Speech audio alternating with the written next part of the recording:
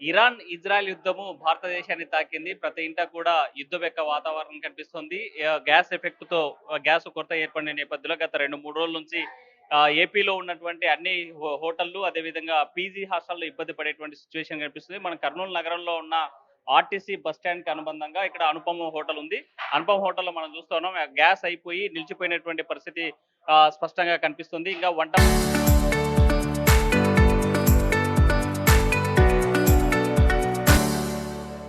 వండడానికి మధ్యలో పెట్టినటువంటి నేపథ్యంలో ఇంకా పూర్తి కానటువంటి సిచ్యువేషన్ అయితే స్పష్టంగా మనకు కనిపిస్తున్నటువంటి పరిస్థితి అయితే కనిపిస్తుంది. ఎందుకంటే ఈ ఇక్కడ బస్ స్టాండ్‌కి వచ్చేటువంటి వాళ్ళంతా కూడా 24/7 అంటే 24 గంటలు 7 రోజుల పాటు తప్పనిసరిగా ప్రత్యామ్నాయంగా రాత్రి వచ్చేవాళ్ళు లేకుంటే ప్రయాణం చేసేవాళ్ళు భోజనం చేయాలన్నా, టిఫిన్ సెక్షన్ చేయాలన్నా ఫేమస్‌గా ఉన్నటువంటి హోటల్ ఇది. ఈ హోటల్‌కి సంబంధించి నిత్యం కూడా సుమారు 70, 80 మంది ఇక్కడ కార్మికులు పనిచేస్తున్నటువంటి సిచ్యువేషన్ అయితే కనిపిస్తుంది. గత 3 రోజుల నుంచి గ్యాస్ కొరత ఏర్పడడంతో ఎక్కడికెక్కడ హోటల్స్ మూతబడేటువంటి ప్రమాదం కనిపిస్తుంది. దీంతో పాటు ప్రత్యామ్నాయంగా వంట చెరుకు ఉపయోగించి వంట చేసేందుకు ఏర్పాట్లు చేసుకున్నటువంటి కొన్ని హోటల్స్ పరిస్థితి అయితే ప్రత్యామ్నాయ మార్గం లేక అక్కడ చేసుకోవడానికి అవకాశం లేక మూతపడేటువంటి అవకాశం మనతో మాట్లాడు కొంతమంది మాస్టర్స్ ఉన్నారు.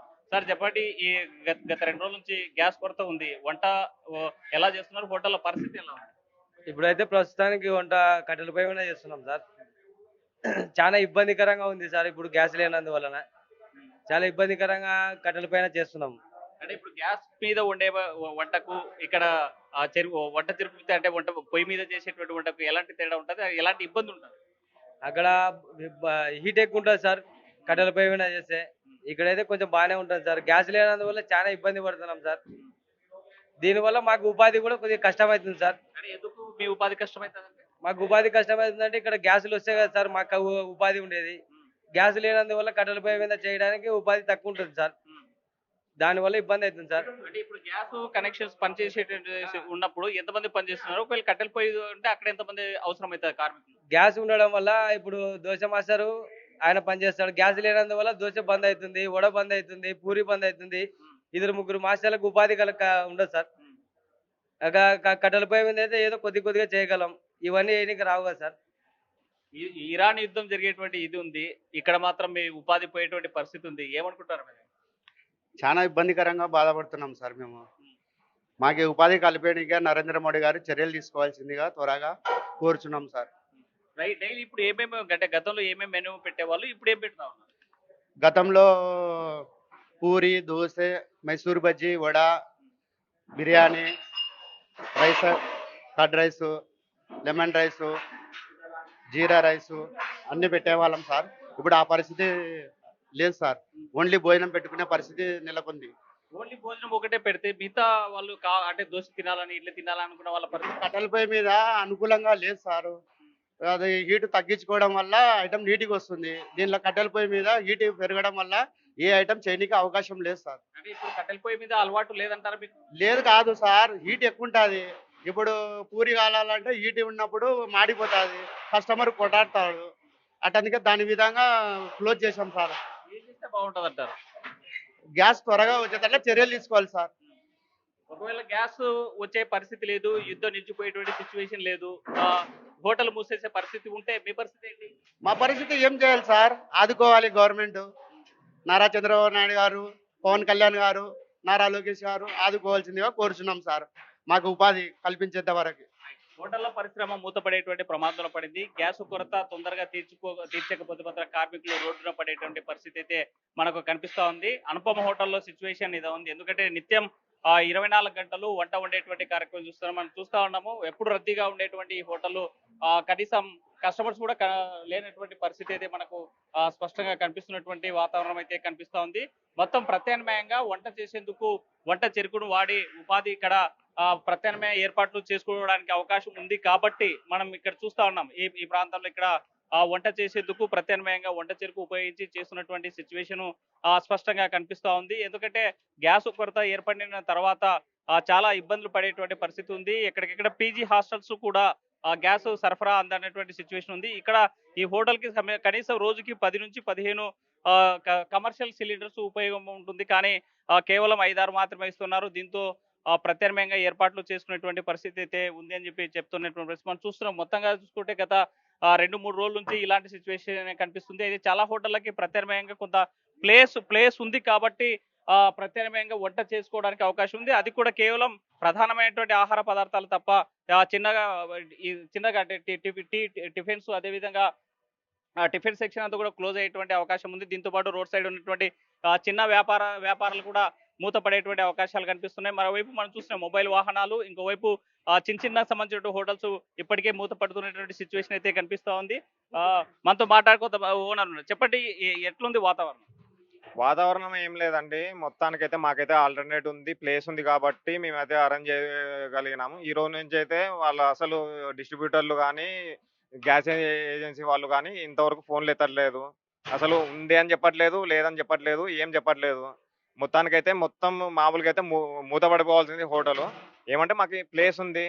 ఇంకొకటి ప్రయాణికులని దృష్టిలో పెట్టుకునేసి కర్ణాటక నుంచి ఉగాదికి శ్రీశైలం వెళ్ళే వాళ్ళని దృష్టిలో ఉంచుకునేసి మేము కనీసం వాళ్ళకైతే ప్రొవైడ్ చేయాలి. ఫుడ్ అయితే ప్రొవైడ్ చేయాలా. ఇది ఎమర్జెన్సీ సర్వీస్. మనము ఎవరికైనా కానీ ఫుడ్ అనేది ఫస్ట్ బేసిక్ నీడ్. తర్వాతనే ఏదైనా కానీ స్టార్ట్ అవుతుంది కాబట్టి మేమైతే ప్రొవైడ్ చేయడానికి మాకు ఉంది కాబట్టి చేయగలుగుతాం. మిగతా వాళ్ళ పరిస్థితి అయితే చాలా ఘోరంగా అయితే ఉంటది. అంటే 24 గంటల పాటు ఇక్కడ మీరు సౌకర్యాలు అందిస్తూ ఉంటారు. వచ్చేటువంటి ప్రయాణికులకి ఆకలి తీర్చే సిచ్యువేషన్ ఉంటది. కేవలం ఇప్పుడు టిఫిన్ సెక్షన్ ఆగిపోయింది. మరి వాట్ నెక్స్ట్? ఇంకా ఇంకేముందండి, ఇంకా రైస్ ఐటెంలోన ఇంకా ఏదైనా కానీ కొంచెం వాంగీబాత్ కానీ, ఇప్పుడు బిస్మిల్లాబాత్ కానీ, ఇప్పుడు ఏమంటారు లెమన్ రైస్ కానీ, వెజిటబుల్ బిర్యానీ కానీ అట్లా పెట్టాలనే ఆలోచన ఉంది. ఎందుకంటే ఇంకా దోసకి, ఇడ్లీకి అయితే మాకైతే కంపల్సరీ అయితే ఇంకా గ్యాస్ అయితే కావాల్సిన అవసరం ఉంటది. అంటే గ్యాస్‌తో పనిచేసేటప్పుడు ఎంతమంది కార్మికులు అవసరం ఉంది? ఇప్పుడు ప్రత్యామ్నాయంగా ఈ వంట తిరుగు చేస్తున్నారు. ఎట్లా ఉంటది? ఇంతమంది కార్మికులు ఉన్నా గానీ మమ్మల్ని నమ్ముకునేసి కార్మికులు ముందు నుంచి ఉన్నారు కాబట్టి వాళ్ళకైతే వాళ్ళకైతే ఇప్పుడు శాలరీ ప్రొవైడ్ చేయాల్సిన అవసరం మాకైతే ఉంటది. వాళ్ళు చేసినా చేయకపోయినా కానీ అయితే మేమైతే చేయాలి. ఎందుకంటే మా బాధ్యత అది. అట్లే గవర్నమెంట్ కూడా ఆలోచించాలి ఫస్ట్. ఎందుకంటే కమర్షియల్‌గా ఉండే హోటల్స్‌ని బతికించినప్పుడే ట్యాక్స్‌లొస్తాయి.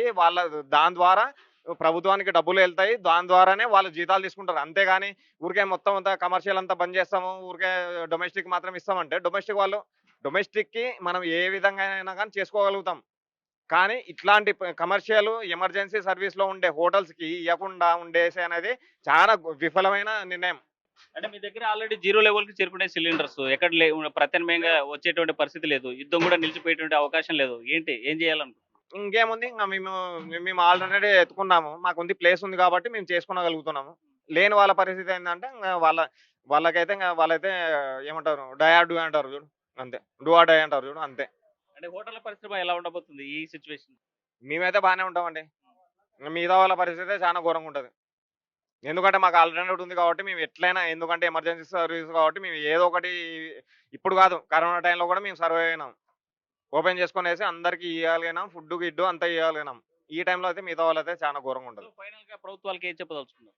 ప్రభుత్వం అనేది అసలు ప్రభుత్వం ఏం లేదు, విఫలం అయిపోయింది. మొత్తం అంతా విఫలమా ఇంగ ఘోరమైన విఫలమా. ఏందంటే వాళ్ళ సర్వైవల్ కోసం ఉన్నారు కానీ ప్రజల కోసం ఏం లేదు. వాళ్ళు నెక్స్ట్ గవర్నమెంట్ ఎట్లా ఫార్మ్ చేయాలా, ఏం చేయాలా అనే దానిలో ఉన్నారు కానీ మళ్ళా ఏదో ప్రజలకు ఏమైనా చేద్దామనే ఉద్దేశం అనేది ఏ గవర్నమెంట్, ఏ ప్రభుత్వానికి లేదు, ఏ పార్టీకి లేదు. ఈ సిచ్యువేషన్ నుంచి బయటపడాలంటే ఏం చేయాలని? కమర్షియల్ వాళ్ళకి ఫస్ట్ కమర్షియల్ వాళ్ళకి ఇవ్వాలా. కమర్షియల్‌గా రన్ చేసే హోటల్స్‌కి ఇయ్యాల. తద్వారా ఏమైతదంటే మెయిన్ ఏందంటే ఇప్పుడు మీరే ఉన్నారు, నేనే ఉన్నా హాస్టల్ స్టూడెంట్‌ని. నాకసలు స్టవ్ ఉండదు, ఏముండదు. నేను ఎక్కడ తినాలా, ఏం తాగాలా? టీ తాగాలంటే ఎక్కడ తాగాలా? టిఫిన్ తినాలంటే ఎక్కడ తినాలా? మీల్ తినాలంటే ఎక్కడ తినాలా? హోటల్ ఉంటేనే తింటా. అదే ఇంట్లో వాళ్ళనుకో ఏదో పొయ్యో, గియ్యో పెట్టుకునేసి, లేదంటే చిన్నది ఏదో ఎలక్ట్రిక్ స్టవ్వో పెట్టుకునేసి చేస్తారు. చేసుకుంటారు, తింటారు. మా పరిస్థితి ఏంది?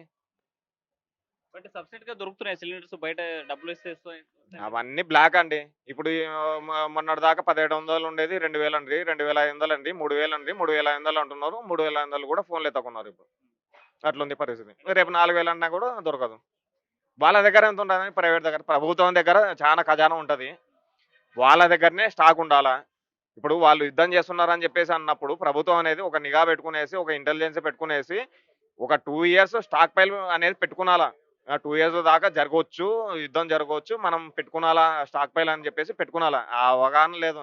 ఎంతవరకు ఉన్నా కానీ వాళ్ళు డ్రెస్ వేసుకునాలా, డ్రామాలు ఆడాలా, ఏదో నాటకాలు ఆడాలా, ఏమంటారు గేమ్స్ ఆడాలా, ఈ ఉద్దేశంతోనే ఉన్నారు. కానీ ఏమన్నా అసలు ప్రజల గురించి ఏమన్నా ఉందా అసలు?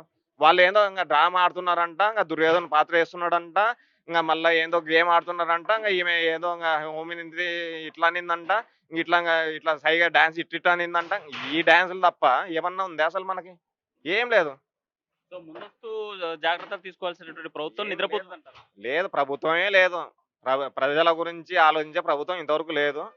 రావాలా అంతే. రైట్, మొత్తంగా చూసుకుంటే ప్రభుత్వాల వైఫల్యం స్పష్టంగా కనిపిస్తుంది. యుద్ధం ప్రారంభమైన వెంటనే ప్రత్యామ్నాయంగా చూడాల్సినటువంటి ప్రభుత్వాలు నిర్లక్ష్యం వహించడం వల్లే ఈ కొరత ఏర్పడింది. అయితే ఇప్పటికైనా మించిపోయింది ఏం లేదు. తక్షణమే ప్రభుత్వాలు చర్చించి ఈ గ్యాస్ కొరతను తీర్చాల్సిన బాధ్యత ఉంది అని చెప్పి హోటల్స్ యాజమాన్యాలు ఆవేదన వ్యక్తం చేస్తున్నటువంటి ఆ పరిస్థితి అయితే స్పష్టంగా కనిపిస్తుంది. వేడిజాల చంద్రశేఖర్తో హుసేన్ ఆర్టీవీ, కర్నూలు. చరిత్ర సృష్టించినోడు